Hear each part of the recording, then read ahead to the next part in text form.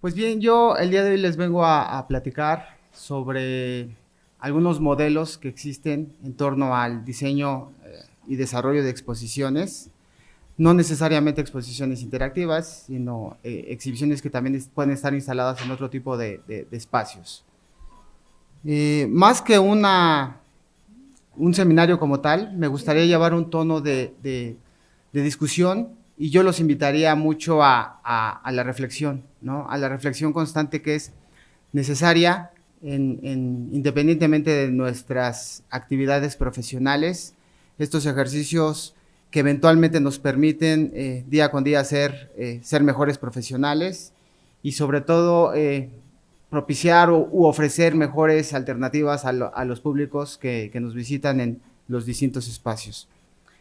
El contenido de la presentación, esencialmente me gustaría platicarles acerca de tres situaciones, tres condiciones. La primera es una especie de presentarles el estado del arte en torno a modelos teóricos que sugieren procedimientos, estrategias, metodologías o manuales, ¿no? Según se vea o según la propuesta, en torno al diseño de exposiciones en general.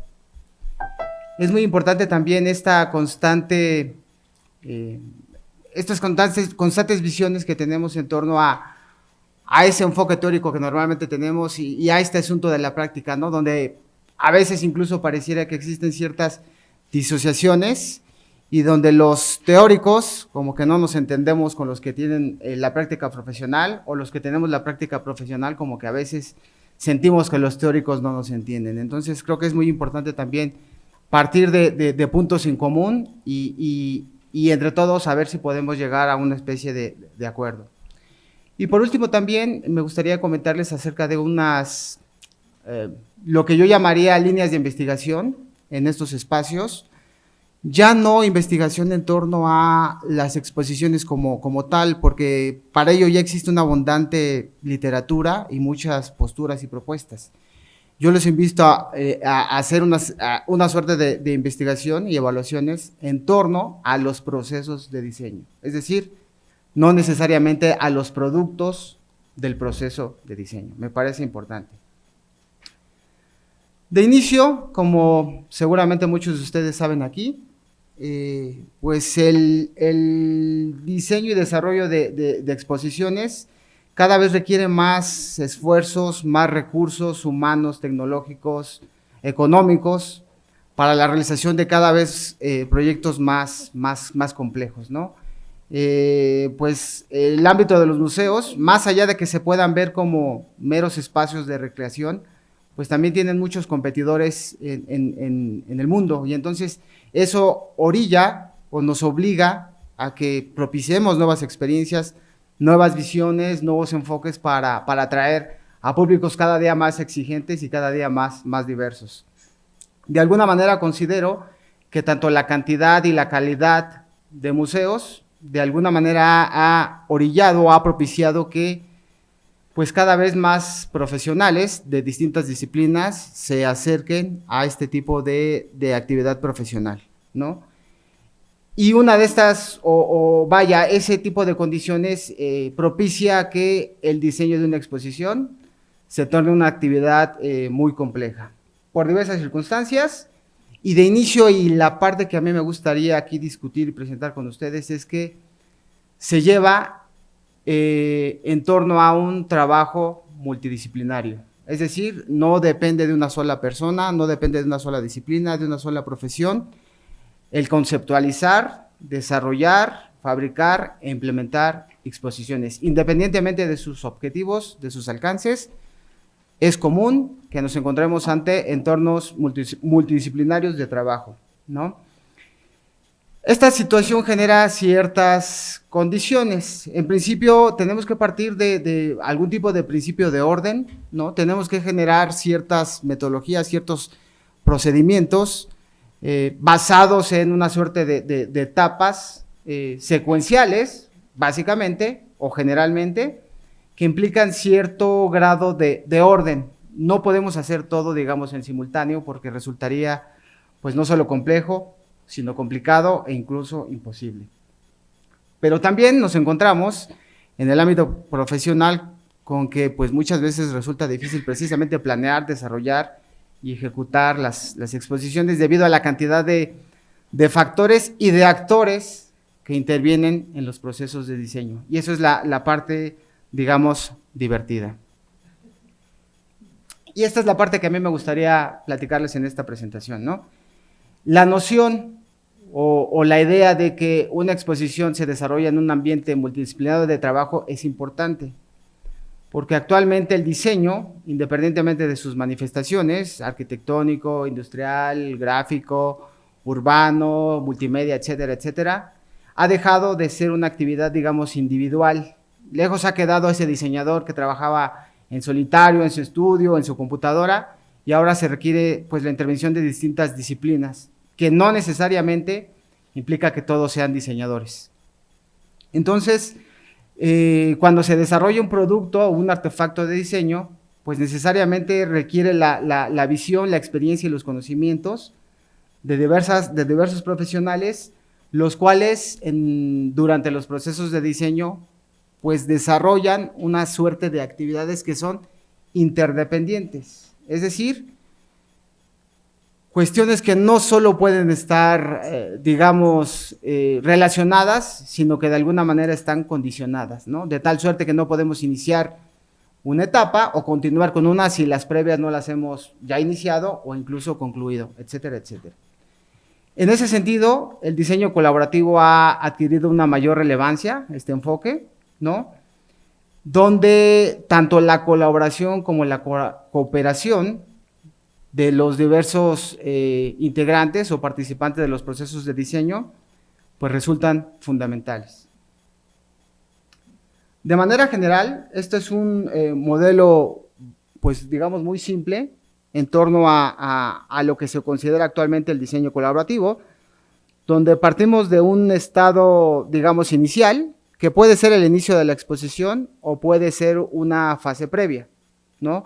Ocurre algo en torno a cada una de estas etapas y la intención es obtener una especie de resultado, ¿no? Que nos permite eventualmente avanzar con el proceso, que puede ser concluir la exposición o bien pasar a una etapa siguiente, ¿no?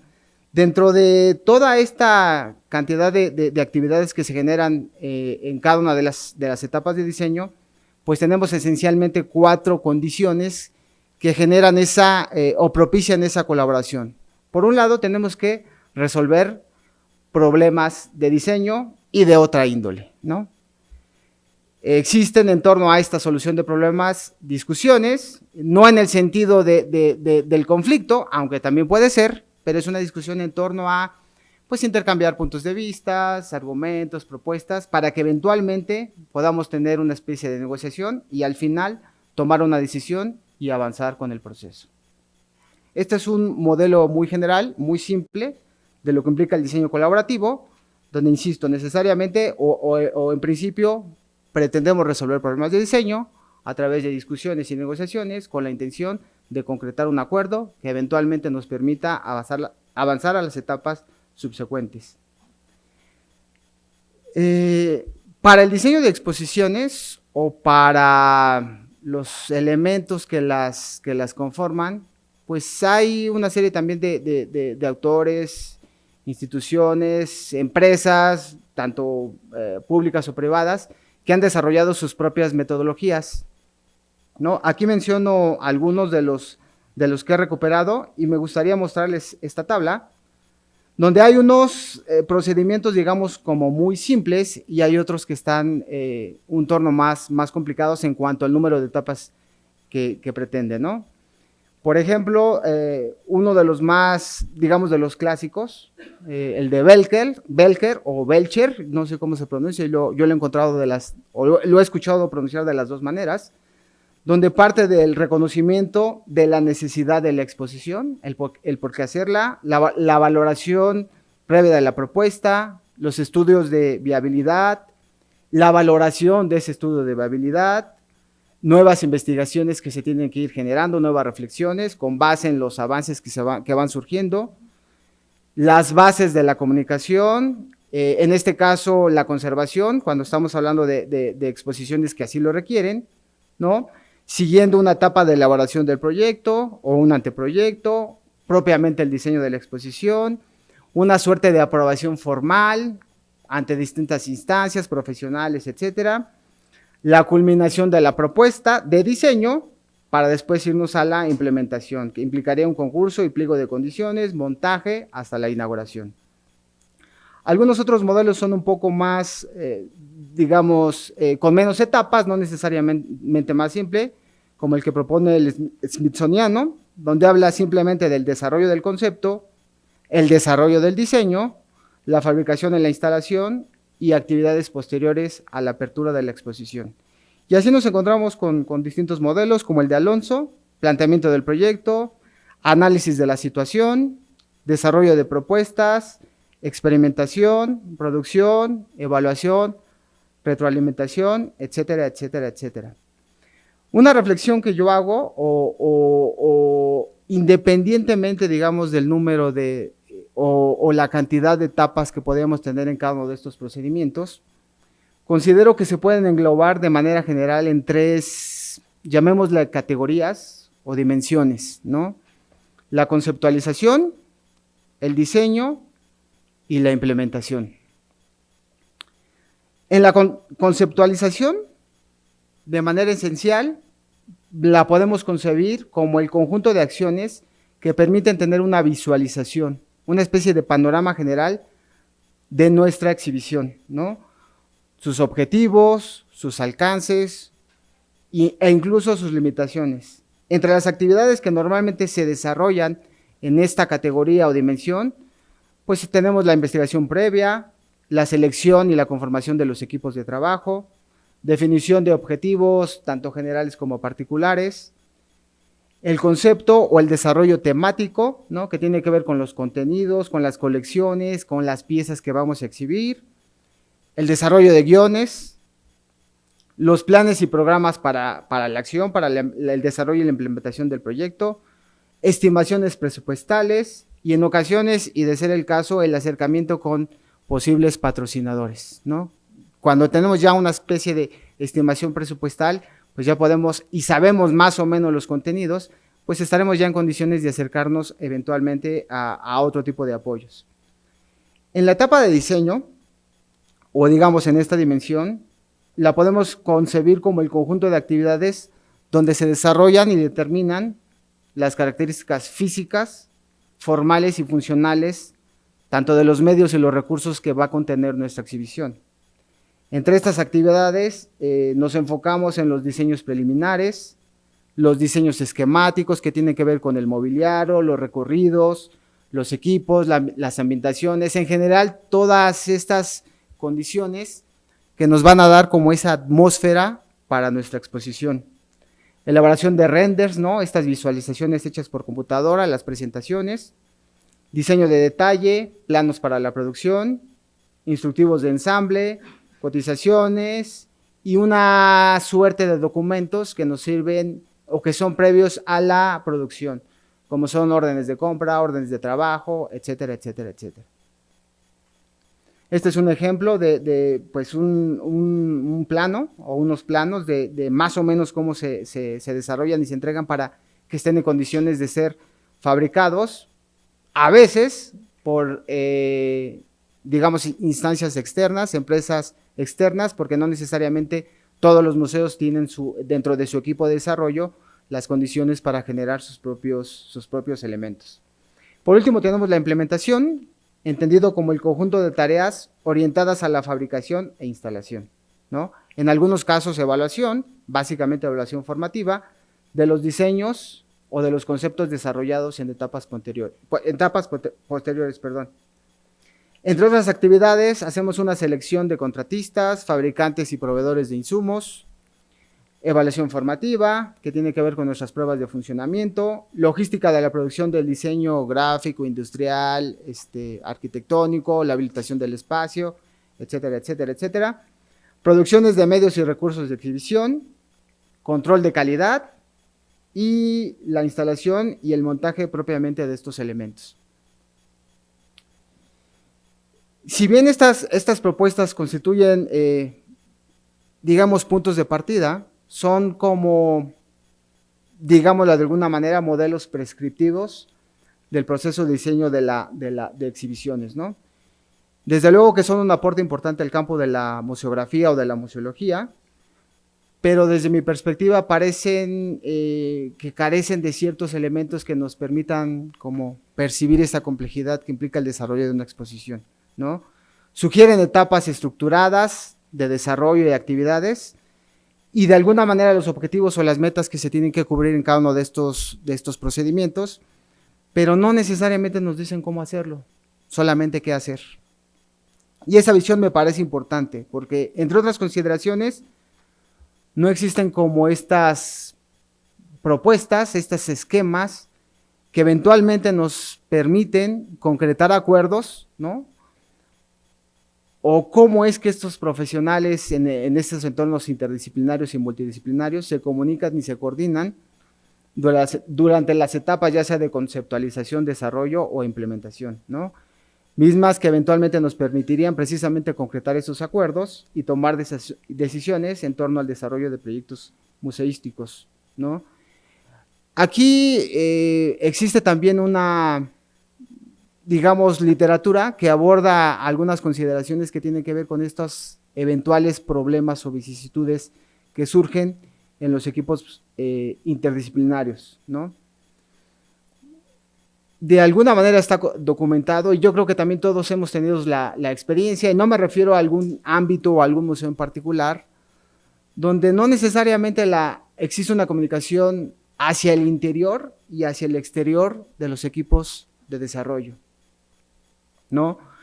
No necesariamente la manera de conocer al visitante o de atender las necesidades se entienden de igual manera por todos los involucrados en el desarrollo de exhibiciones, ¿no? A nivel externo, también a falta de proyectos, digamos, compartidos, no es excepcional que un museo desarrolle una exhibición con otro museo. Normalmente cada quien desarrolla las suyas y no suele haber una como colaboración en ese sentido. Se entiende porque, pues a veces, o la mayoría de las veces, son las exhibiciones desarrolladas y financiadas con recursos públicos. Por lo tanto, pues cada quien tendrá sus secretos profesionales y sus recetas y sus metodologías. Pero eso de alguna manera también genera cierta sensación de aislamiento, de falta de colaboración.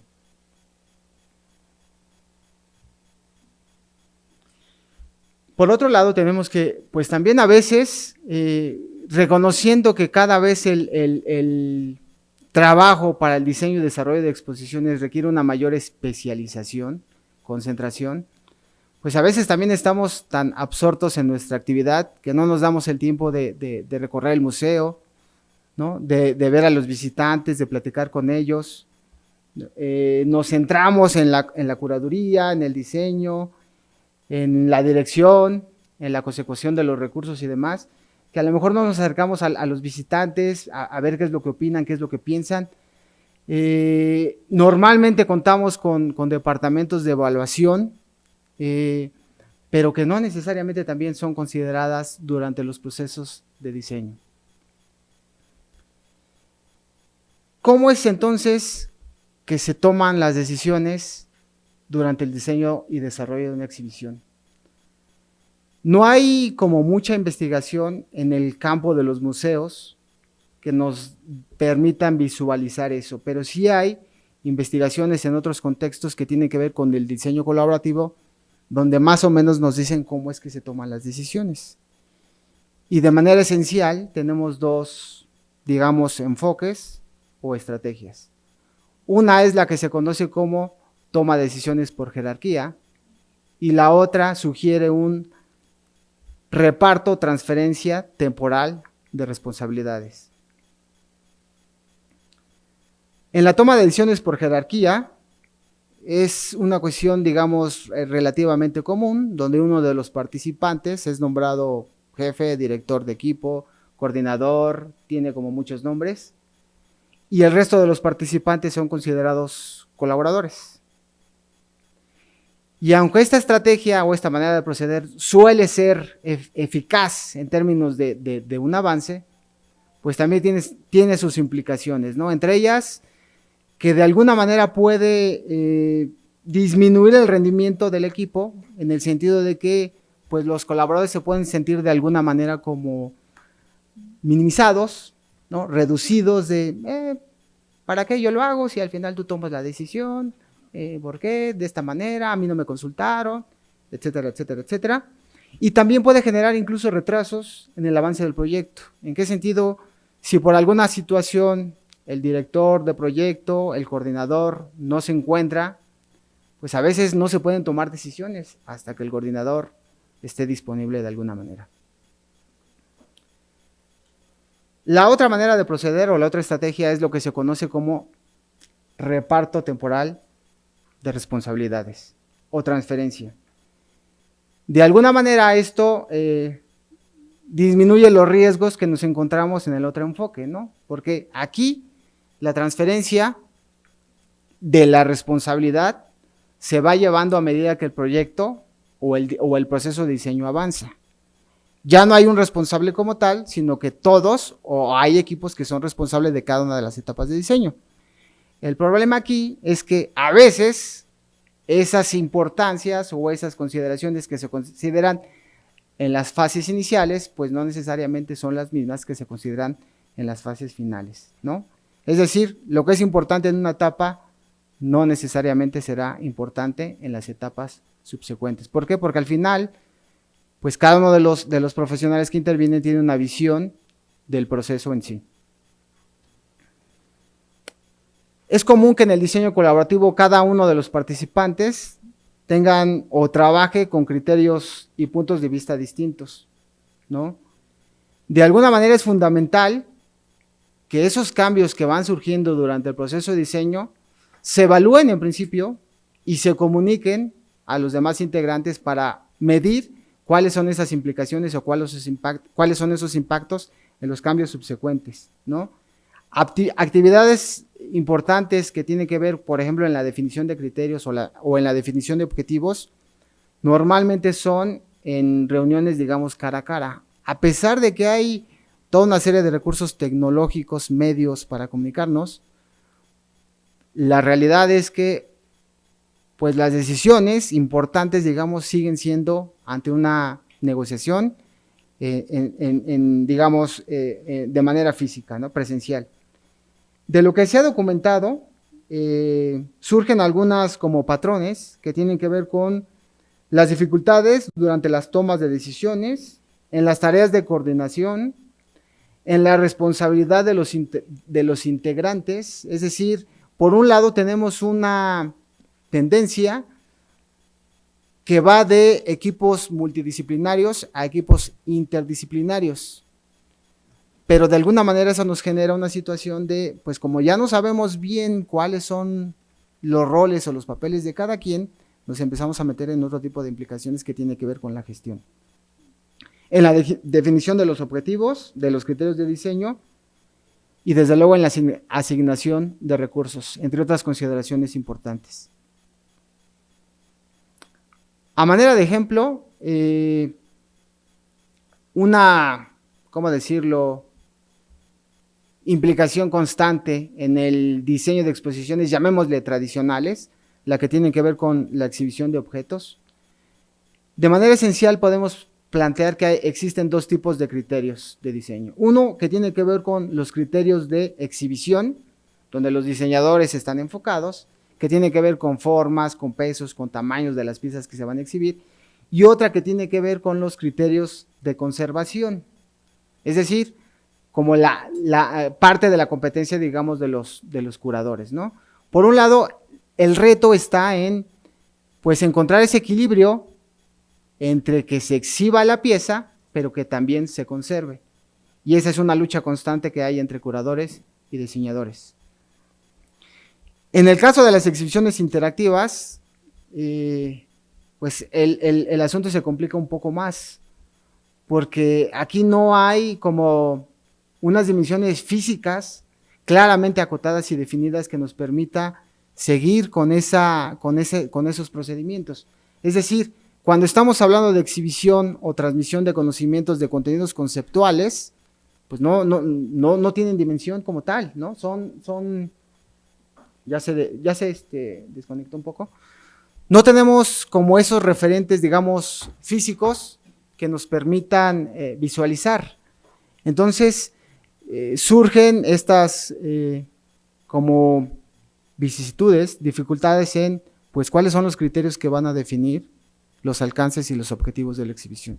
Nos vamos a ir por los criterios didácticos, por los objetivos, por los criterios operativos, por los criterios de producción, de fabricación, y es ahí donde surgen, digamos, como las dificultades. No es que sea algo imposible, ni tampoco sugiero que ocurra en todos los casos, pero tampoco es algo, digamos, excepcional. ¿Hasta aquí alguna duda, algún comentario en lo que nos permiten o nos siguen instalando la presentación? ¿Alguna aportación? Gracias. En las sedes con transmisión, Museo Legislativo, ¿tiene alguna pregunta o comentario? FES Aragón.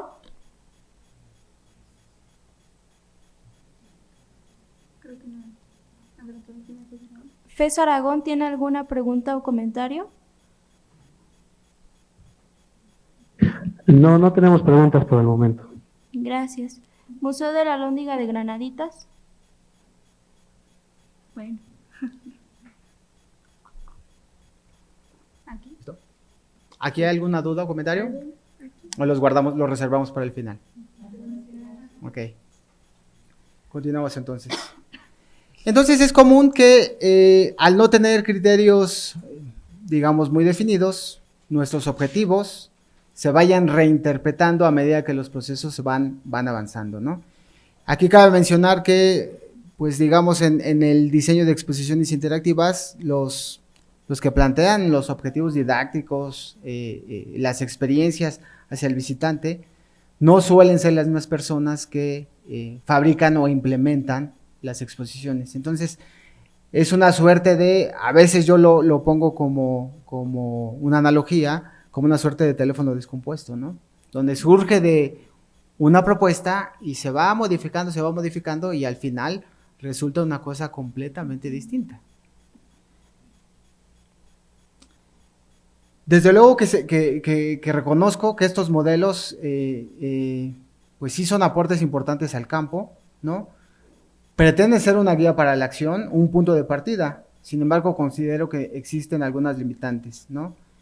En principio son modelos prescriptivos, es decir, que se concentran en el qué hacer y no necesariamente en el cómo hacerlo. Parten de enfoques multidisciplinarios y no necesariamente colaborativos. No hay referencias sobre la manera en que se toman las decisiones en estos ámbitos multidisciplinarios, cómo es que se establecen esos acuerdos, estos criterios comunes, estos mecanismos de negociación. Como mucho de lo que está documentado en la teoría, pues parten de condiciones ideales del deber ser, sugieren procesos lineales, ¿no? Condición que de alguna manera propicia tener estas visiones parciales del proceso. Y algo que me parece muy importante es que no resaltan esta necesidad o importancia de evaluar el proceso en sí. No solo enfocarnos en la evaluación de las exposiciones, sino también cómo es que estamos diseñando y desarrollando este tipo de objetos de diseño. No digo que estén equivocados, que sean incorrectos, en todo caso pensemos que están incompletos. Visiones recientes del proceso de diseño. John Takara tiene un libro muy bueno, es relativamente sencillo de conseguir. Si lo pueden revisar por ahí, se lo recomiendo. Se llama Diseñando para un Mundo Complejo, de John Takara. Menciona, entre otras consideraciones, que el pensamiento del diseño tradicional se ha centrado mucho en la forma y la estructura, ¿no? Es decir, qué va a ser y de alguna manera qué resultado vamos a obtener de ello, ¿no?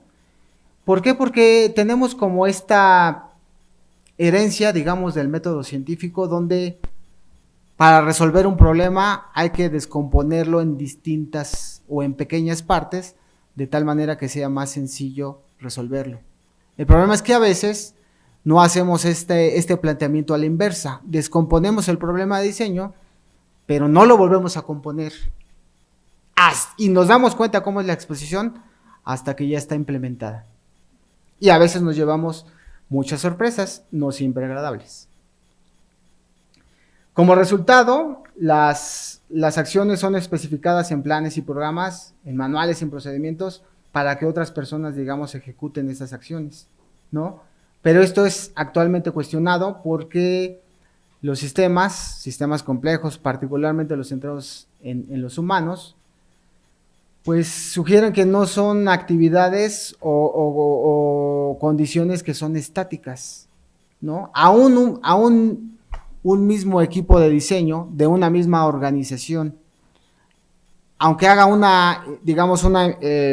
diseñe una exposición al año siguiente, aún siendo el mismo equipo nos vamos a encontrar con condiciones distintas, porque va a ser una exposición de un tema distinto, donde ya tenemos 12 meses más de experiencia, 12 meses más de colaboración, 12 meses más de conflictos, de encuentros, de desencuentros, y eso hace que se vaya complicando la situación.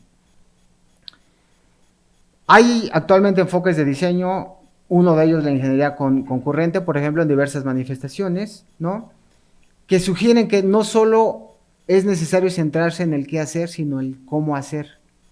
Cómo ir documentando y evaluando nuestros procesos de tal manera que también nos permitan ir perfeccionando estas técnicas, estos modelos, procedimientos de desarrollo. Así como solemos evaluar los productos, nuestros objetos, nuestros diseños, es importante también tomar esta conciencia y empezar a reflexionar sobre la manera en que nosotros estamos ejerciendo nuestra práctica profesional. Y esto es importante porque considero que existe una suerte de tradición en los museos donde sí hay un interés, ¿no?, evidente y ampliamente documentado en generar conocimiento en torno a las exposiciones. Es decir, una vez que están abiertas, mientras hacemos el desarrollo y demás, pero nos centramos, por ejemplo, en conocer cómo es que el público se comporta, sus intereses, el resultado de lo que aprende, el cómo aprende, etcétera, etcétera, etcétera. Es decir, nos estamos centrando en el resultado del proceso y no necesariamente en el proceso en sí, ¿no? Creo que esta condición genera esta suerte de falta de reflexión, ¿no? Donde no investigamos necesariamente, documentamos y discutimos cuáles son nuestros esquemas y la manera de proceder. ¿Cómo es que nosotros estamos tomando esas decisiones que al final tienen un impacto en el visitante, en el desempeño de la exposición?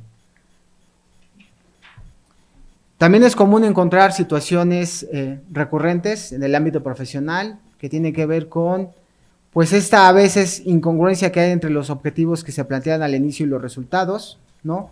Las evaluaciones y los cambios que se tienen que hacer a los elementos museográficos en función de las evaluaciones no satisfactorias, ¿no? Las denominadas evaluaciones correctivas o remediales, los retrasos en los tiempos de entrega, los gastos extraordinarios durante la gestión de los proyectos, ¿no? Y a veces, o esto ocurre de manera tan frecuente, que es a veces como nos podemos perder en pensar que son cosas que tienen que ver con parte de la práctica, pero no necesariamente. Es decir, el hecho de que algo sea común no significa que sea normal. Y habría que ver también cuáles son de estas inconsistencias resultado de estos problemas que se generan durante los procesos de diseño. ¿Cuál es la situación o qué es lo que está generando estas condiciones? Si bien entendemos, tanto desde el punto de vista de la experiencia como desde lo que refiere a la literatura, ¿no?, que el trabajo en equipo es fundamental, se puede convertir eso en un problema cuando no existe una visión conjunta del proyecto, ¿no? La noción o esta idea, esta premisa de que 10 cabezas piensan mejor que una, se puede ver comprometida si no tenemos estos criterios comunes, estos mecanismos de negociación que nos permitan integrar todas estas visiones del proceso. Desde el punto de vista creativo, normalmente al inicio de los procesos es común caer en estas lluvias de ideas y demás, pero necesariamente necesitamos que trabajar en filtros, en procedimientos, en mecanismos que nos permitan tomar esas decisiones y seguir avanzando con los procedimientos. Considero que en el ámbito de los museos, los conocimientos que tenemos en materia de estos esquemas, de estos procedimientos, parecen ser, de momento, insuficientes, ¿no? Me parece que ninguno de los modelos, al menos de los que yo he revisado, reflejan la complejidad que implica el desarrollo de una exposición, desde la conceptualización, el desarrollo y la implementación. Creo que es importante también diversificar esas investigaciones que hacemos en torno a los museos, independientemente de los objetivos, y creo que también posiblemente lo más importante es entrar en esos esquemas de reflexión y de trabajo autocrítico que eventualmente nos permitan seguir desarrollando nuestra actividad profesional. Algo muy importante también es que, como les comentaba al principio, pues a veces los equipos de diseño no solo están conformados con el personal de los museos. Es común que se recurra también a empresas externas, donde pues esas experiencias no se documentan, ¿no? Haya sido como haya sido, inauguramos y la empresa se va, cobra su cheque y esa experiencia se pierde, no se documenta. Y entonces eso genera que eventualmente podamos recurrir en los nuevos errores o inconsistencias. Me parece que es importante cambiar como el esquema y dejar de pensar en estos procedimientos basados en etapas secuenciales y que de alguna manera propician esta visión o visiones parciales del proceso, ¿no? Donde no se concibe la exposición como una unidad, sino como una serie de roles que cada quien tiene que cubrir y donde al final no necesariamente existe como esa integración de criterios, ¿no? Tenemos que empezar en esquemas que cambien esta manera de proceder y que conciban de una manera los diseños como procesos recursivos, reiterativos, donde nada está definido, pero que sí tenemos que concretar acuerdos con base en nuestros objetivos, criterios o intereses, ¿no? Yo propongo líneas de investigación que vayan en este sentido, que de alguna manera nos permita visualizar la complejidad del desarrollo de exposiciones, particularmente donde intervienen muchos actores y factores que van desde el punto de vista político, institucional, económico, etcétera, etcétera, etcétera. Ya casi para concluir, voy a citar a Víctor Margolin, uno de los teóricos también del diseño, que sugiere que hace falta más investigación sobre cómo hacer diseño. Ya no ver al diseño como objeto, sino como sujeto, donde se tiene ese doble carácter, ¿no? Lo podemos ver como el diseño propiamente ya materializado en algún artefacto o producto, pero también podemos ver al diseño como un proceso. Esto implica la observación o el análisis de las actividades, procedimientos, estrategias que se realizan para diseñar, ¿no? Donde es necesario considerar aspectos políticos, sociales, culturales, etcétera, etcétera, etcétera. Y esta propuesta sugiere unir esta investigación con la práctica del diseño, de tal suerte que podamos tener modelos teóricos que reflejen la complejidad, pero también la realidad de lo que acontece en el día a día. Para concluir, me gustaría dejar para la discusión estas líneas de investigación que nos permitirían, desde mi perspectiva, pasar de modelos multidisciplinarios a modelos interdisciplinarios, ¿no? Pasar de esquemas de cooperación a esquemas de colaboración, pasar de esquemas de modelos lineales a modelos recursivos que reflejen esa complejidad y sobre todo la importancia y la necesidad de evaluar y documentar también nuestros procesos de diseño y no solo centrarnos en los resultados de nuestros productos de diseño. Y con eso concluimos la presentación.